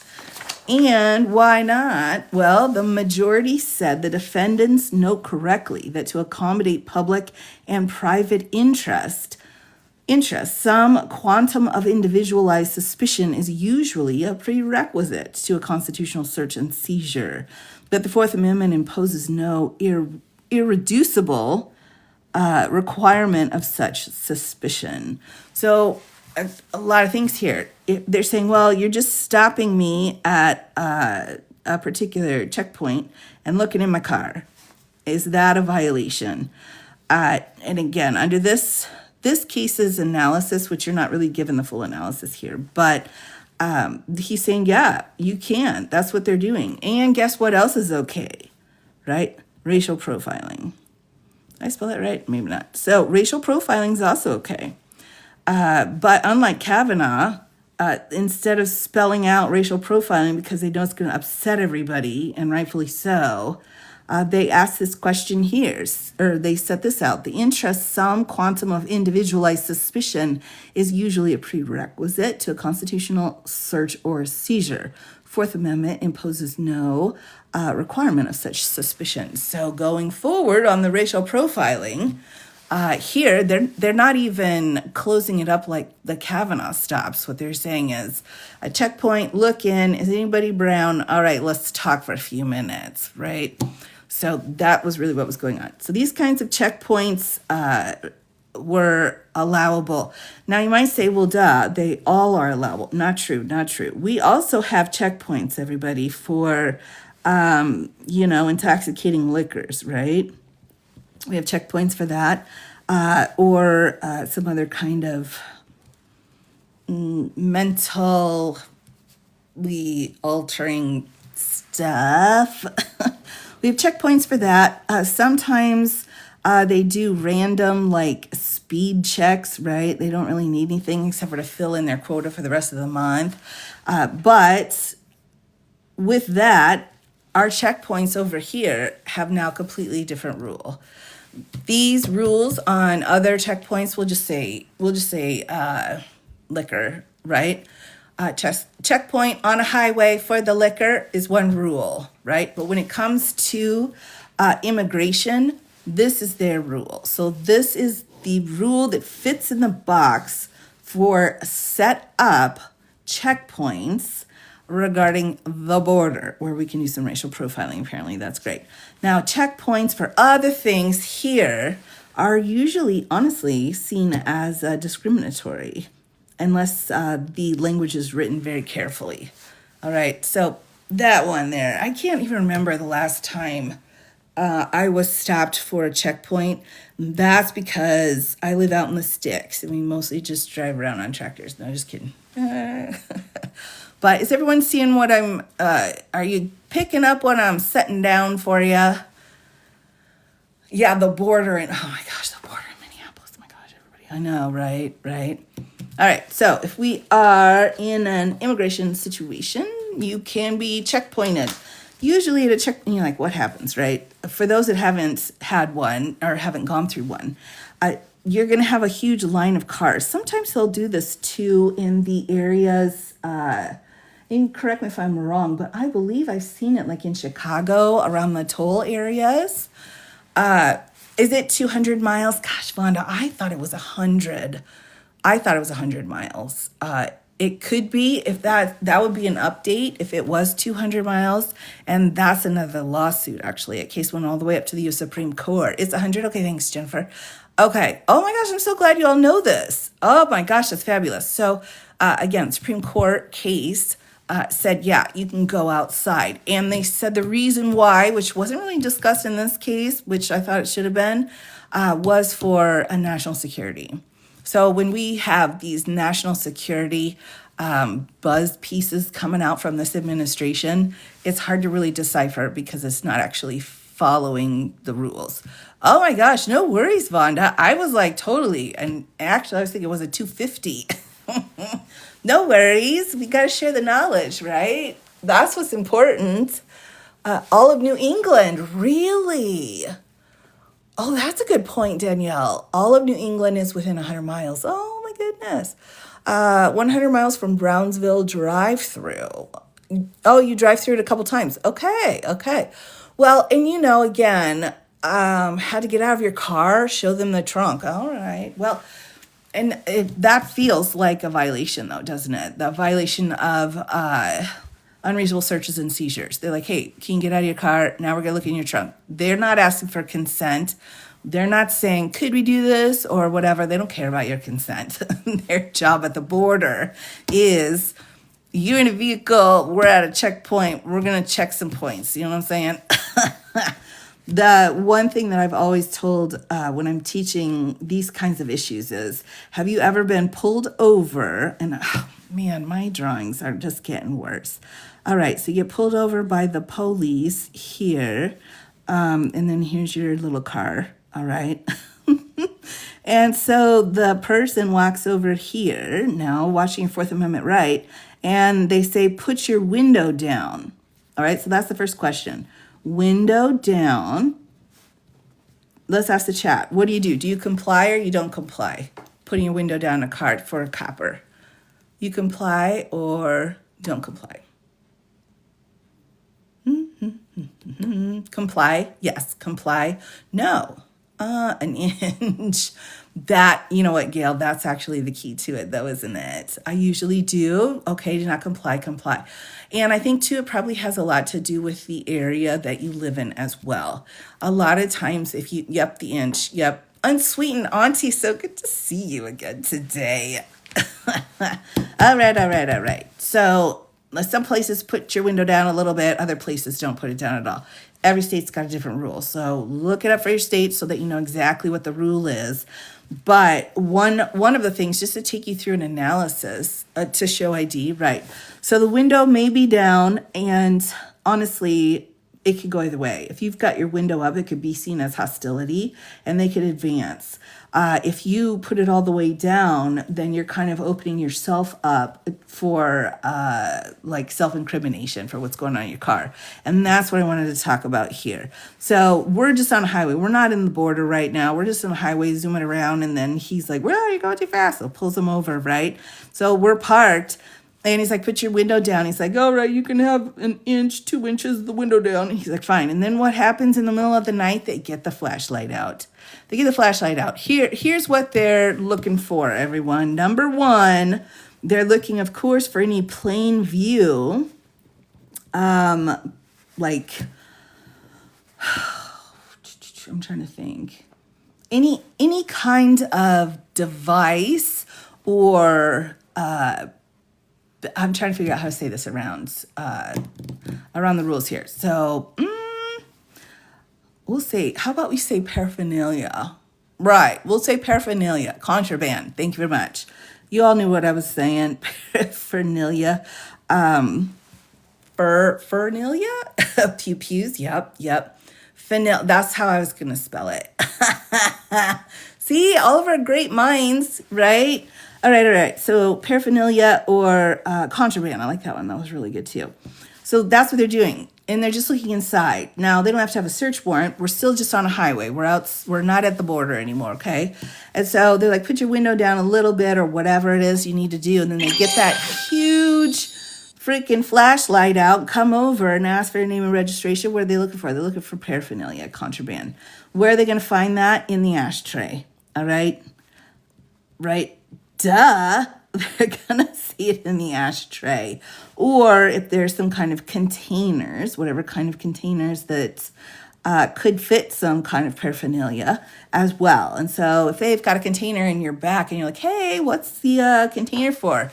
And you're like, well, that's my shoe collection. They may need to assess the situation and figure out if there's probable cause to try to open those containers. All right. So that's number one. Number two, which I think everybody always forgets about it. Oh, they do. Some cars have like a little circle one that you can put it in, or, you can get like some fancy stuff to put your ash in is what I'm thinking because, I think that's kind of all compartments are closed. That's right. Anyway, all right. They're looking for contraband. Number two, they're looking at you. That's one of the big pieces. They get that flashlight out. They come next to the window. You put the window down. Let's just say an inch or two, all right? Just put it an inch or two down. What's going to happen if you've been drinking? Like if you've been drinking and you are driving home from the drinking, maybe you just had a couple of whatevers, what is that officer going to see when he walks up to the car? Or she? Right. You smell like a brewery. Right? You're going to jail. Yes, they're going to smell it.